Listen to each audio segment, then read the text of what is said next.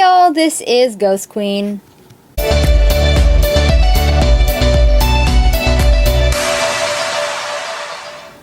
And welcome back to another video. Now today I want to show you guys how to make your own mini shaker charms. If you are watching this video, you most likely know what a shaker charm is, but in case you don't, a while back when I opened my Under the Sea My Little Pony swap pony from my swap partner, it was from Soul Cookies Go, and she makes these beautiful shaker charms. Unfortunately, I cannot show you mine right now, but I'll put some pictures up on the screen. They are amazing, and especially since then I've shown some interest in making them, but it involves like a lot of different supplies and a lot of molds and a lot of resin, so I really couldn't figure out a way to sort of simplify and DIY it, but if I could, I really wanted to, and finally I was able to figure something out. I must confess though, this is not a 100% original idea. This is based on a tutorial by a Japanese DIY Instagram account known as Repi, and I will link their account in the description below, but honestly, their target audience is a lot younger than me, but it's a really interesting account, and they have a lot of creative and affordable DIY projects, and I think honestly they're quite cute, and I have attempted a few of them, and I do want to make more videos about this, but anyway, this is the one that I want to do, in which they use dollar store items, well, 100 yen store items. Why is there a hair in front of the camera? Go away. 100 yen store items to make a tiny DIY shaker charm, and I will be building my tutorial off of this, but just know that I was inspired by this video. I decided to complicate my steps a little further, but most of the materials and stuff I did get at the 100 yen store. I'm pretty sure you can find similar items at your local craft stores as well. So the supplies you will need are these wooden bases. These I found at a 100 yen store. They're basically just little bases with an indent inside. I'm pretty sure you can find these of various sizes at your local craft store as well. Miscellaneous little glitters and other flaky parts to put inside, and they will shake around. You'll also need some jump rings. I have those here. Little Class B keychain parts. You can just dissect a keychain that you don't use anymore, or you could go out and buy them. I'm pretty sure you can find those at your local craft store as well. Also need, what are these called? I think I've heard them called eye pins before, but I'm not sure if that's the perfect term. But, you know, one of these things. Again, I'm pretty sure you can find these at a jewelry section of your local craft store. And you'll also need a clear piece of plastic packaging. The original tutorial said to use the plastic for shrink charms, but as a doll collector, I have lots and lots of clear plastic packaging lying around, so I decided to just recycle that. And you'll also need some glue. The simple version of this DIY, that is all you'll need, but as always, I want to overcomplicate things, so I'm going to add a few things to this recipe. One thing I'm going to add is UV resin. The original tutorial uses masking tape after gluing the plastic over your piece. They just use masking tape to secure the ends. But I decided that I wanted to sort of take a page from the original resin shaker charm sort of method and coat the top with UV resin. So that's what I got this for. I also got silicone mold putty. I'm pretty sure you can find these at a craft store as well. And I'm going to use this to make a mold out of the wooden charm bases. The reason why I'm going to make a mold is because I have this polymer clay left over from a project from quite a few years ago. I ended up not making a video about it because I really realized that I hated using polymer clay, but dang, this stuff was expensive and I really want to use it, so yeah. That's why I decided to alter the method for this project. And one last thing I'm going to be adding is some acrylic paint and some Mod Podge to paint my charm bases. I think that's everything. If I forgot, I'm gonna add it in later, but let's get started. Alright, first things first, you want to unpackage one of your charms. One more ingredient that the original video uses is a teeny tiny picture that you want to put inside your shaker charm. Now, I want to make 2 of these and gift one of them to someone who means a whole lot to me. So I decided to print out a picture of the both of us. I'm covering our faces because we don't like showing our faces. But this one is me, and I'm going to be giving this one to him, and this one is of him, and I want to keep this one. So yeah, that's what I'm going to do. Just make sure that the picture fits inside the charm and can move around, so when you shake it, it will move around with the rest of the glitters. So the first thing you want to do is unpackage the wooden charms. Now, if you're doing the simple version, just go ahead and drill a tiny hole on top with your pin, your this thingy, and then paint it if you want, and then proceed to the part where you start filling the charm. But if you want to do the polymer clay version like I do, you need to cast one of these into a mold. And because they're pretty cheaply made, there's some inconsistencies. I'm just gonna pick the prettier one, which you know, I thought it was this one, but I feel like it's this one now. I'm gonna go with this one. Then you want to prepare your silicone mold putty according to package instructions. Mine say that I need to take equal parts of these 2 different colored paste situations and mix them together so that they combine and make one color. So I'm gonna do that. Now the next step is to sort of flatten it out into a shape that will take the thing that you want to cast. And then I'm going to take my wooden piece and I'm going to be pushing it into it and then making the mold sort of curl up against it so it'll cast the entire shape.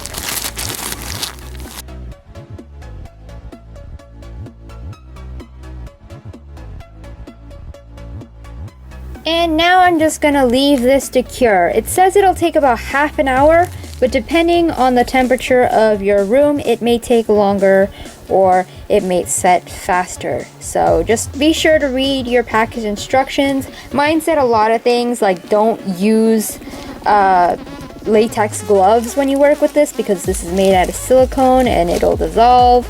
And also not to use your bare hands because the oils in your hands can mess up the chemistry and stuff like that. It said a lot of things, so be sure to thoroughly read your instructions before you use something like this. So it's been about 45 minutes or so. The package suggested half an hour, but still felt kind of soft.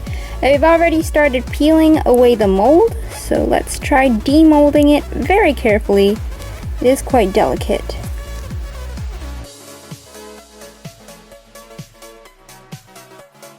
I'll actually do this off screen. I'm scared of breaking it.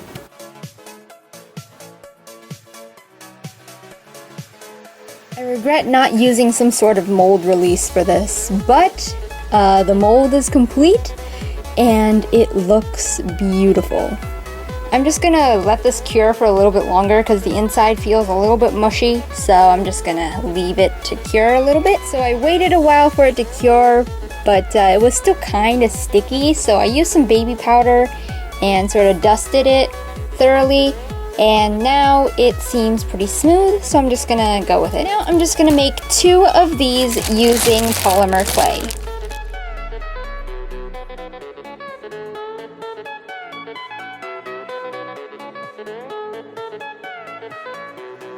So this is as malleable I can get this clay, so this might not work. I do have a backup plan, so for now I'm just gonna work on filling this mold.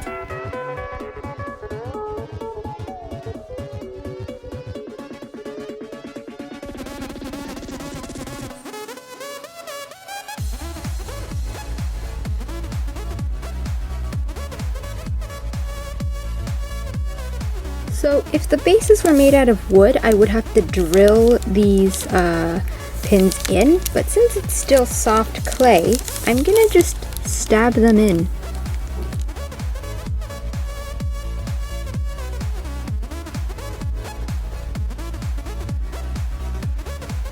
And now I'm just gonna bake these according to package instructions. Right, so here are my pieces after I've baked them.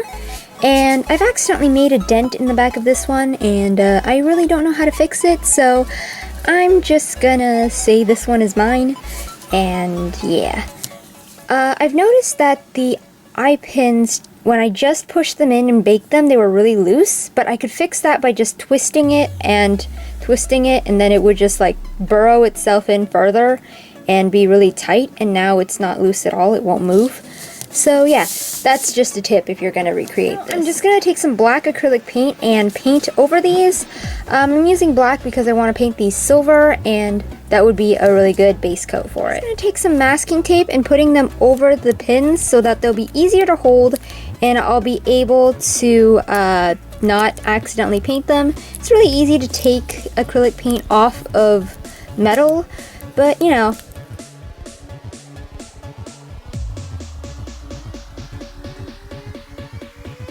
Here are my charms after one coat of black paint each, and I could do extra coats if I wanted them to just be black, but I want to go over this with silver paint, so I'm just going to do that instead.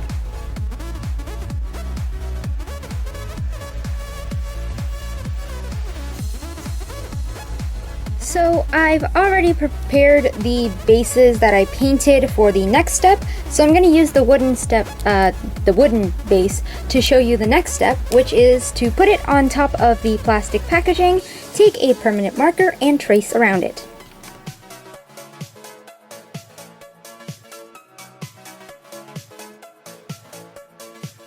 And then when you cut these out, cut along the inside of the line rather than the outside, because these are already bigger than the base and we want them smaller than that.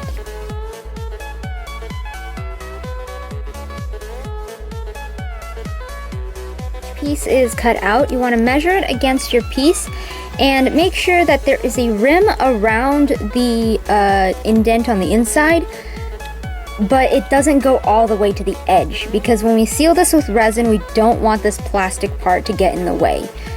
So just make sure that there's enough space to glue the plastic to the base, but it doesn't go all the way to the edge. I'll show you what I mean once I get it done. So actually, it would be a lot easier to just use this marker, and I'm just going to trace around the edge where I want to cut. It's a lot easier to do with a smaller piece, so it might seem like it'll be more logical to do it with the big piece, but it's just a lot easier to cut out the circle first. So you do that, and then cut around it again.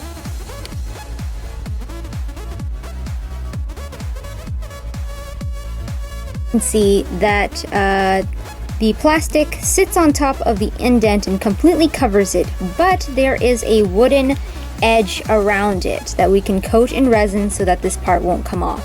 This is what you want. And it is easier to clean the marker off the plastic if it's like a whiteboard marker or something, but you can easily just scratch and rub it off with a little bit of effort, even if it's a permanent marker, so yeah. So I've already started on the next step after that, because I wanted to cover up our faces with the glitter, but what you want to do is put your picture and put some glitter and some sequins and whatever you want in your shaker charm. I have like pieces of glitter. They're nail glitters because they're really tiny. I have holographic stars, some little mirror-like circles. I also have like really tiny acrylic gems shaped like flowers that you can put on your nails. So yeah. I couldn't find a lot in the craft section of the store, but I did find a lot in the nail section, so I think you should look in the nail section as well. These little iridescent flakies, which I'm going to be putting in there.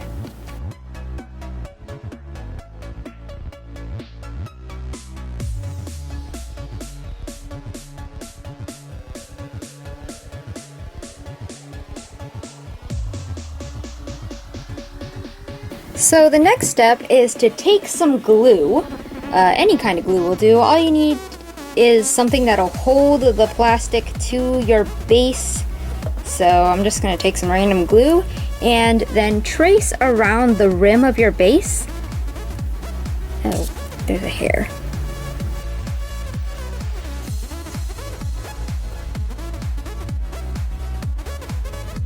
And then you want to take your plastic and place it on top. Then you just want to let it sit and let it dry. Alright, so I have my pieces here. I'm just angling it like this so you can't see the pictures inside. I've glossed the bottoms with Mod Podge. This step is optional, but I just felt like having an extra coating was a good idea. Oh, I should probably put a piece of paper underneath these for the next step. So the next step is I'm going to take my UV resin and I'm going to add a coating on top of the plastic layer.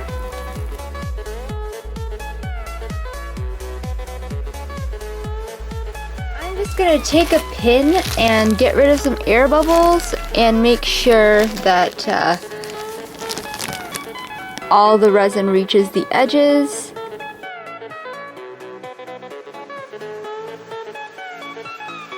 Alright, so now the next step is to let this cure according to package instructions.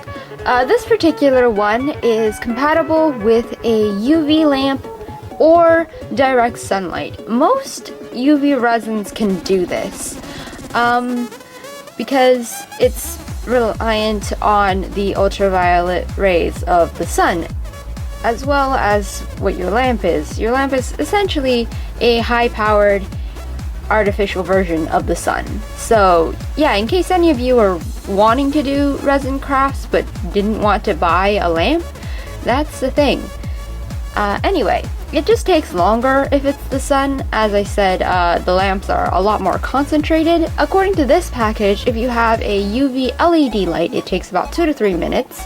If you have a normal UV lamp, it takes about 3 to 5 minutes. And if you are using sunlight, you need to use it, you need to leave it out in the sunlight for about 15 minutes. So that's exactly what I'm going to do. So I'm just going to demonstrate the final step on this piece just because I had some technical difficulties with the other one and I'm still fixing it and I just want to get this video over with. So for the next step, you're going to need one jump ring and one keychain clip. I found these cute little cat-shaped ones, but you can just use any keychain clips you want. Also, you could use a chain instead of a jump ring. Just cut it to whatever length you want it to. I just want to use a jump ring. So first, I'm just going to bit off. So I'm going to fix the shape.